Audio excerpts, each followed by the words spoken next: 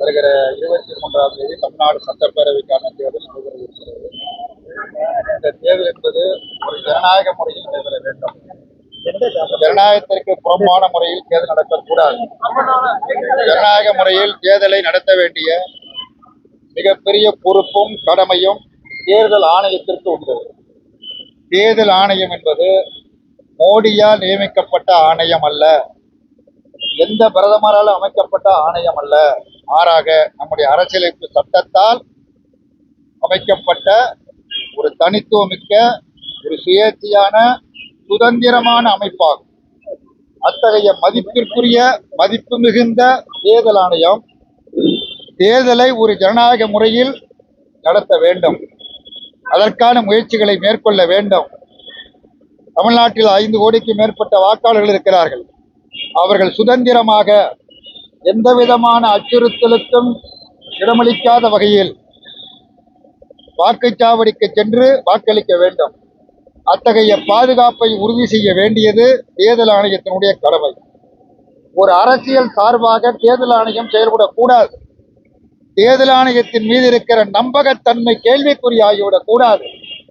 ஆனால் இன்றைக்கு நம்முடைய தேர்தல் ஆணையத்தினுடைய செயல்பாடு என்பது நம்பகத்தன்மையை கேள்விக்குறியாக்கிவிட்டது.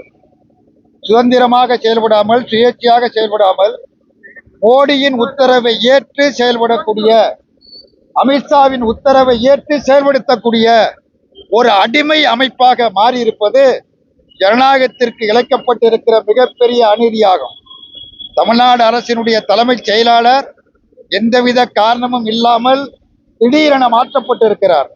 மாற்றப்பட்ட அந்த இடத்தில் எடப்பாடி பழனிசாமிக்கு வேண்டிய ஒரு நபர் தலைமைச் செயலாளராக நியமிக்கப்பட்டிருக்கிறார். ஆகவே தேர்தல் தமிழ்நாட்டில் ஜனநாயகபூர்வமாக நடைபெறுமா என்கிற கேள்வி எழுகிறது. தேர்தல் ஆணையத்தின் இத்தகைய அத்துமீறலை, இத்தகைய அடிமைத்தனத்தை ஜனநாயகத்தில் நம்பிக்கை உடைய அனைவரும் கண்டிக்க முன்வர வேண்டும்.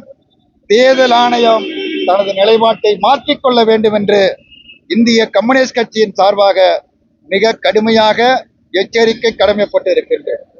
அதே போல எடப்பாடி பழனிசாமி அவர்கள் ஒரு மாநிலத்தினுடைய முதலமைச்சராக இருந்தவர், தற்போதும் எதிர்கட்சி தலைவராக செயல்பட்டுக் கொண்டிருக்கிறார். நாகரிகமான முறையில் பேச வேண்டும் என்று அவரை மிகுந்த பணிவன்போடு வேண்டி கேட்டுக்கொள்கிறேன். அரசியல் ரீதியாக விமர்சனம் செய்யுங்கள், தவறு அல்ல. அதற்கு மாறாக தரம் தாழ்ந்த முறையில், தனிப்பட்ட முறையில் தாக்குதல் நடத்துவது என்பது அரசியல் நாகரிகம் அல்ல. தந்தை பெரியார், பேரறிஞர் அண்ணா, காமராஜர், ஜீவா போன்ற மகத்தான தலைவர்கள் அரசியல் நாகரிகத்தை நமக்கு கற்றுத்தந்திருக்கிறார்கள். அந்த அரசியல் நாகரிகத்திற்கு புறம்பான முறையில் எடப்பாடி பழனிசாமி பேசுவது விந்தையாக, வியப்பாக இருக்கிறது. முதலமைச்சர் ஸ்டாலின் முதலமைச்சராக வந்த பிறகு தமிழ்நாட்டில் கொரோனா வரவில்லை, இயற்கை சீற்றங்கள் எதுவும் வரவில்லை, மழை பெய்யவில்லை, புயல் வரவில்லை.